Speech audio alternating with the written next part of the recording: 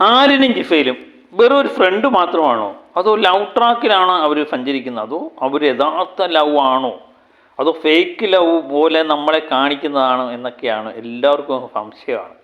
കാരണം ഇവർ രണ്ടുപേരും ഇരിക്കുന്നതും നിൽക്കുന്നതും ഒക്കെ കണ്ടു കഴിയുമ്പോൾ എല്ലാവർക്കും ഒരു സംശയമുണ്ട്. അഭിലാഷിൻ്റെ അഭിപ്രായത്തിൽ അഭിലാഷിനും ഫാബുമോനും അതുപോലെ ഉനിയനും ഒക്കെ ഇരുന്ന് സംസാരിച്ചിട്ട് ഫാബുമോൻ ഇങ്ങനെ ഒളിഞ്ഞു നോക്കുവാണ് അവരെ രണ്ടുപേരെയും.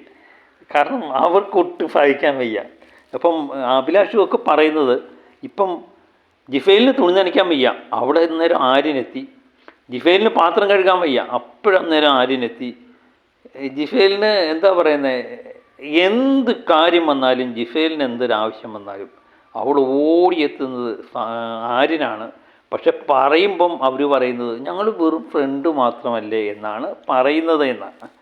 അപ്പോൾ അവർ സംസാരിക്കുന്നതും അവരിയ്ക്കുന്നതും അവരൊന്നിച്ച് ഇരിക്കുന്നതും നിൽക്കുന്നതും നമുക്ക് കാണുമ്പോഴും ഫ്രണ്ടിനപ്പുറത്ത് എന്തൊക്കെയോ ഉണ്ട് എന്ന് നമുക്ക് തോന്നുന്നു.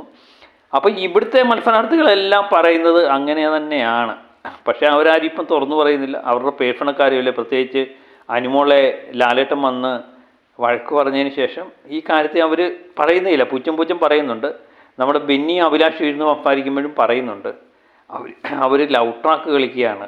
പക്ഷെ നമ്മൾ ചോദിക്കുമ്പോൾ പറയും ഫ്രണ്ടാണ് എന്ന്. ഫ്രണ്ടാണെങ്കിൽ ഇവൻ പുറത്തു നിന്ന് മത്സരാർത്ഥികൾ ഗസ്റ്റുകൾ വന്നപ്പം പറഞ്ഞത്രയും ഇതുപോലെ നിനക്കിനേക്കാൾ പ്രായം കൂടുതലാണ് അവൾ എന്ന് പറഞ്ഞു. അത് പിന്നെ അവൾ എന്നതിനാകപ്പാടെ ടെൻഷനാകേണ്ട കാര്യം എന്തോ, ഫ്രണ്ടാണെങ്കിൽ പ്രായം കൂടിയ ഫ്രണ്ടില്ലേ എന്നൊക്കെ നമ്മളെ ബെന്നി അഭിലാഷിനോട് ചോദിക്കുന്നുണ്ട്.